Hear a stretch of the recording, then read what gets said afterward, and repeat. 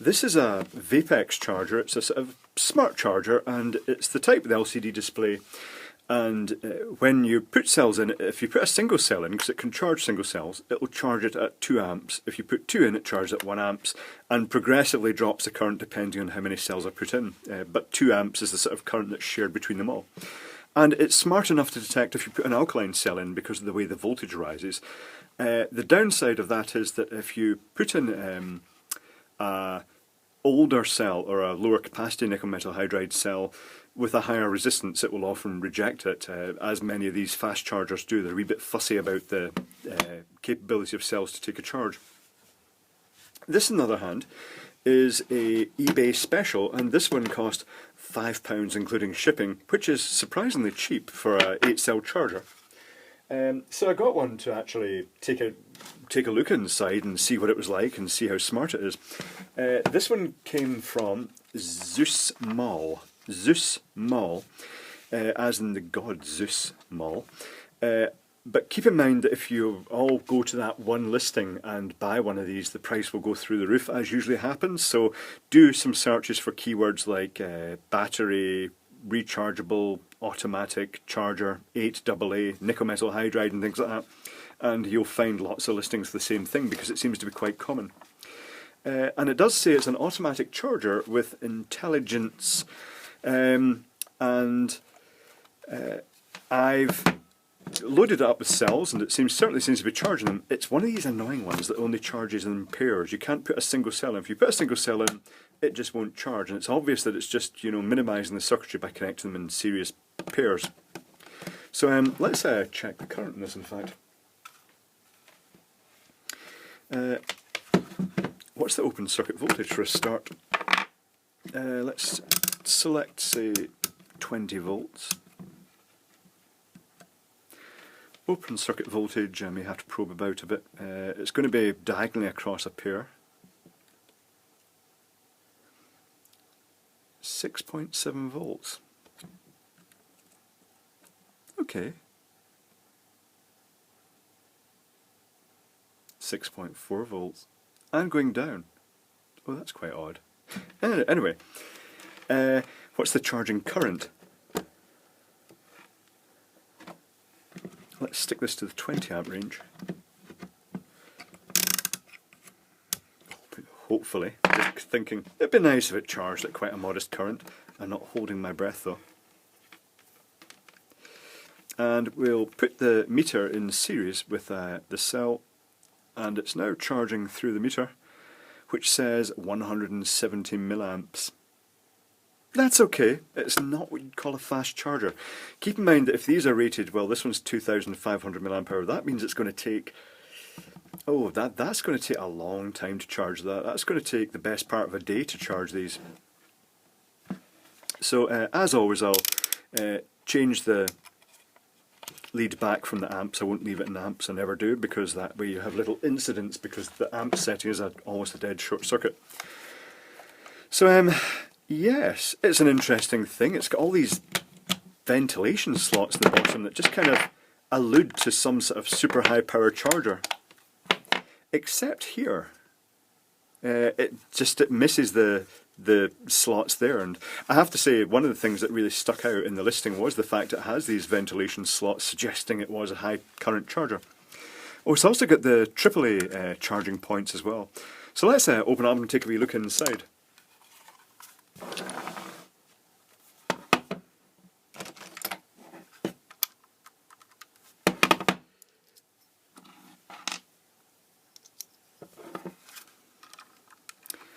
The other charger, the smart one, is just stuffed with circuitry inside. It's chips everywhere all over it, because it is monitoring each individual cell, and it's monitoring the voltage across it quite accurately. I don't see much of a circuit board here, although it could be cut round the slots.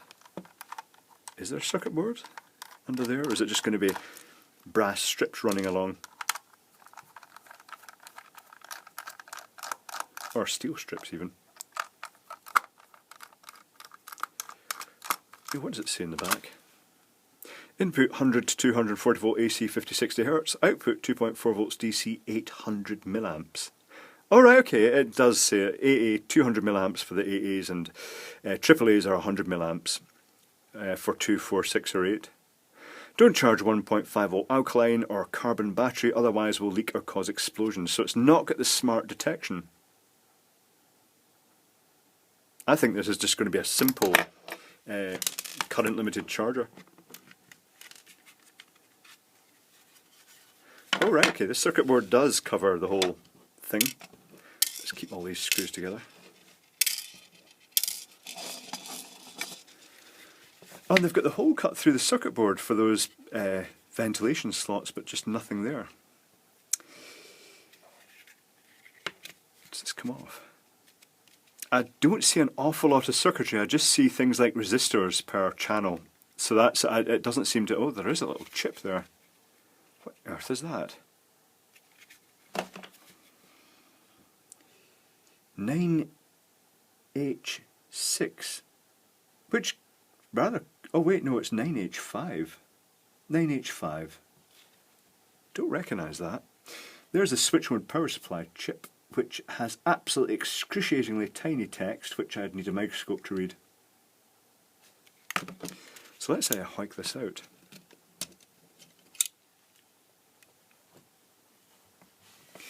Yeah, it's a very simple sort of fixed current charger.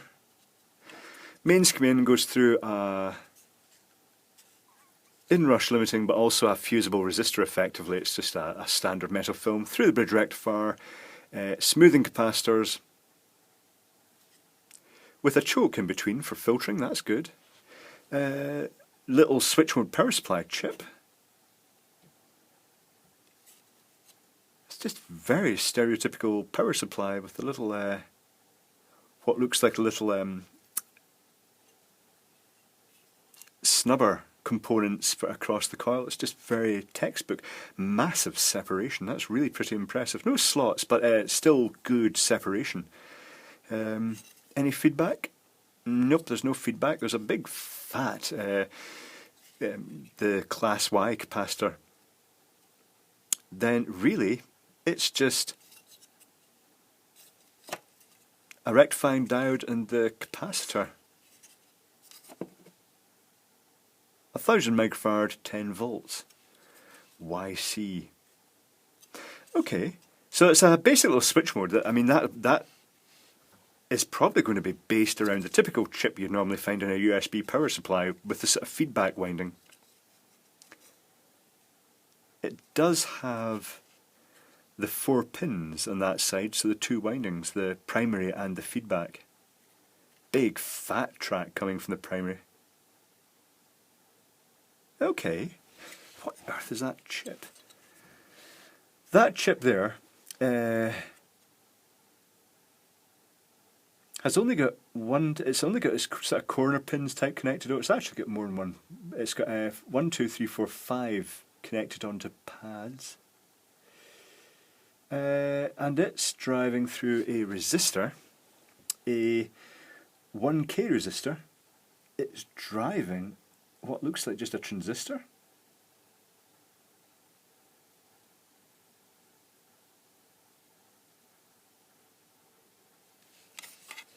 What is that? 8HSZ. Oh no, let's read that transistor's number up the right way. That'd be a good idea. A2SHB. A2SHB. Okay, I'll look that up. Oh, I know what this is. That's switching the whole rail. This is one of those generic 8-pin microcontrollers, isn't it? That would explain what looks like a Xenon capacitor. So it's got a resistor here, brown, black, brown, 100 ohm resistor, which is feeding that rail. So if that pin there is connected to, that's feeding from the positive of the capacitor and the negative of the capacitor. Right, so if I get continuity from that top pin down to what I'm guessing is the negative rail. Yep, that is a little microcontroller, and that must be the intelligent bit That looks like it's probably, I don't think it's not got anything that could really be used to detect over current. It looks like it's purely turning the channels off after a fixed amount of time. So if you leave it on and it's fully charged the cells, then it will just shut off itself. Now, it's worth mentioning that with nickel metal hydrides, you can just leave them charging continually, but not at high current, because they do, once they've reached the end of charge state, there are a couple of things happen. The bubbles start forming on the electrodes inside. This is why alkaline batteries explode when you put them on one of these chargers, because they also, once the alkaline batteries will kind of semi-take a charge, but it's not very chemically efficient. You'll never get a good charge in an alkaline battery. Plus, they've got a tendency to explode, because if you leave an alkaline battery just trickle charging all the time, bubbles form in the electrolyte when it's charged, and then the pressure builds up, and it vents out the end, and if it can't vent out properly, if it doesn't have proper vents, which alkaline cells aren't really designed to vent, so the pressure builds up and then they explode. With the nickel metal hydride cells, there are vents, but what actually happens at the end of the charge cycle is that as the bubbles form, they recombine into the electrolyte. There's a chemical process going on that means they continually reform. And unlike lithium cells, where you've got to stop charging at the end of the charge cycle, you can just keep trickle charging these at modest currents, and all they'll do is get slightly warm. And that's one way you can actually tell when they're charged. Some charge cheap. The battery chargers, you know, the Ryobi, the One system, the old nickel cadmium packs, they had a thermal sensor, and all it did was it switched in when the battery pack started heating up, and that's how it knew it was at the end of the charge cycle. Other ones like, I was going to say this one, I don't think this one has thermal sensing. Some battery chargers have a thermistor soldered onto one of the contacts, and when it detects the battery heating up, it ends the charge. Another way you can detect the end of charge is a negative delta V, which is when the voltage at the end gradually creeps up, but then it suddenly dips down. And the reason for the dipping down is supposedly because of bubbles from the electrolyte on the electrodes, but to me that would increase the resistance and the voltage would go up if it's being charged. I'm not 100% sure about that.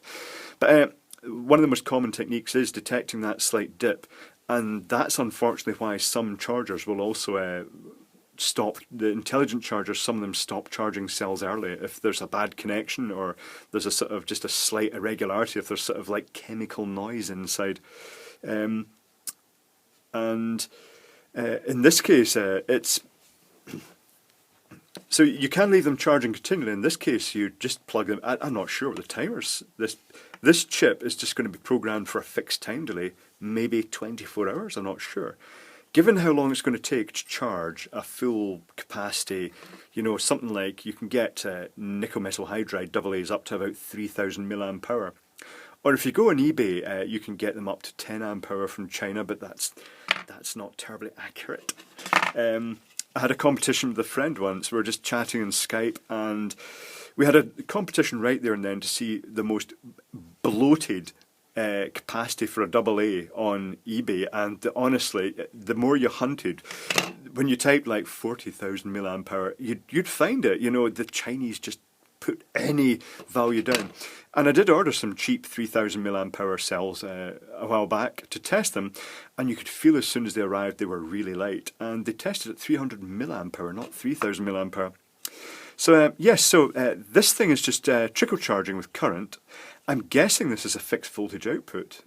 We measured that voltage output. Let's actually, now I've got this, let's plug this in while it's out. Not recommended. Oh, blimey, definitely not recommend you're going to do that. Right. Exciting bit for the evening. Voltage. Let's check the voltage across the capacitor that's feeding that circuitry, because so offload it's 5.2 volts. That does kind of suggest that this is a kind of a generic USB circuit, and that's maybe why they're charging them in pairs.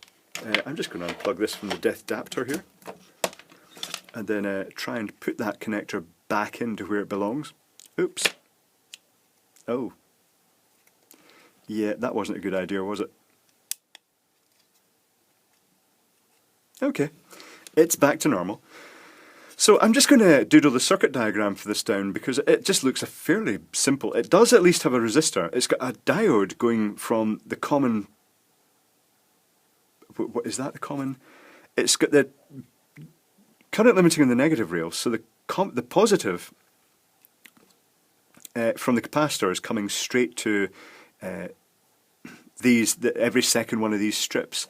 And then, because they're wired in series, in pairs, there's basically a track connecting them diagonally, and then there's a current limiting up here, and it looks like it's got the negative rail has a diode to prevent the flow back of current if you turn the power off the unit.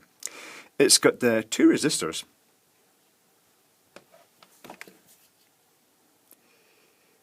In parallel, 18 ohm resistors in parallel, so that's 9 ohms. And that feeds the negative terminal for the AA. The AAA one has an extra 6.8 ohms in series with it to drop the current further. And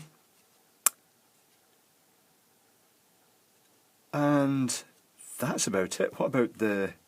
I'll doodle this down, just give me a second. So that transistor is a beefy little MOSFET. It's actually rated about just over 2 amps at 20 volts. That's quite impressive. So here's a schematic. Basically speaking, you've got your switchboard power supply. So PSU, we'll just say, coming out with its plus 5 volts and 0 volts. And from that, a slight voltage drop is introduced with this Zener diode and a 100 ohm resistor, 100 ohm, to power with I'm guessing this is a 100 nanocapacitor, to power a small microcontroller type chip, which then drives that transistor via a 1K resistor just to prevent the sort of like the spike of current, presumably when the transistor charges up the gate of the MOSFET. When I draw the MOSFET, by the way, that little diode is a protection diode that just goes in the opposite direction to the MOSFET. It's purely for protection inside. I did notice there's a phantom resistor on the circuit board that is not there, that if it was put in, would just bridge that out and trickle a bit of current past. And my guess is that that's just a maintenance trickle charge, if it had been installed, that even when the power went off, it maybe charged, just trickle 1 or 2 milliamps into these to keep them topped up after it's switched off. After that, the circuitry is super simple. Each charging circuit, let's ignore this indicator light initially. Well, no, let's not ignore the indicator light. Let's get the indicator light out of the way first. There's the 2 cells in series in the holder, and part of the current, its charging current, is just a little bit trickle of current going through that LED, which makes the LED light up. They've chosen a 470 ohm resistor, but in reality the voltage across the LED is minute, because if you consider that this is about 5 volts minus the full charge voltage of the cells is going to be about 3 volts, then it only leaves about 2 volts for that LED, which is why they've presumably chosen the red one, because of its lower forward voltage. And the 470 ohm resistor in that case might seem quite high, but that's in case the flat cells are put in, because otherwise if you put a flat cell in that was almost a dead short initially, then that LED would see, and resistor would see 5 volts, the full 5 volts initially as the cell started charging up, and that could have damaged the LED if it didn't have a modestly high value resistor in series. After that, the main charging circuitry is a protection diode to protect against discharge when the units are turned off,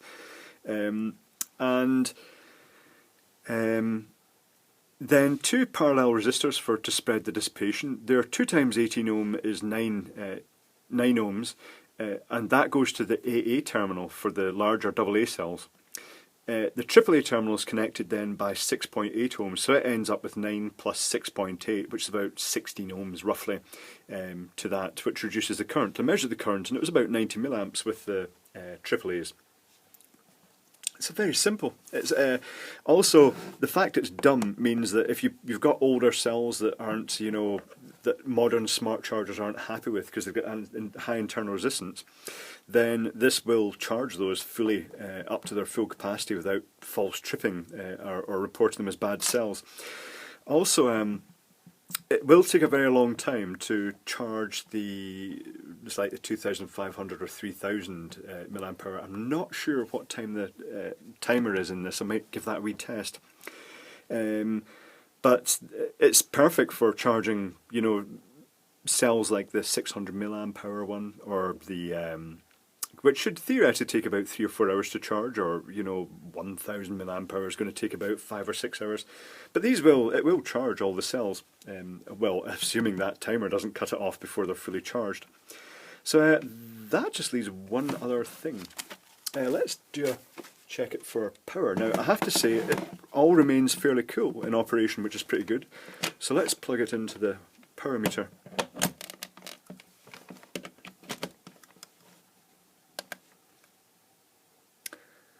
.4 watts for 4 sets of cells. Is that going to go down 1.1 each time? Close enough, actually. 3.3, 2.2, 1.2. So that's just the slight 1.1. That's just, it's 1 watt per set of per pair of cells, or half a watt per cell, effectively. That's based on, let's see, that's the 5 volt supply, 5 volts times the 200 milliamps equals the 1 watt. It's very efficient. That's actually quite impressive.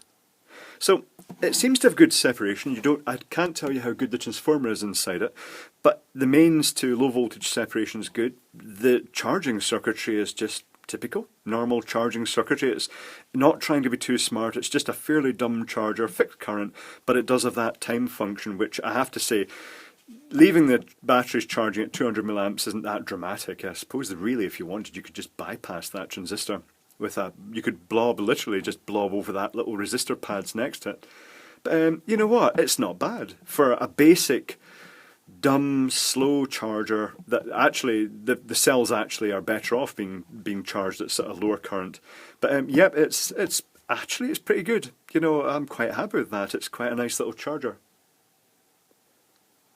How to check the charge state of your cells with a thermal imaging camera, which is probably quite an expensive way of testing the state of the charge of your cells. The cold ones are ones I put in fairly recently. These ones that are warmish but not getting as hot as the other ones, they are obviously in the process of charging. And the ones that are the brightest are probably fully charged and just dissipating the extra energy as heat. So that's quite neat. It's a good visual representation of the state of charge.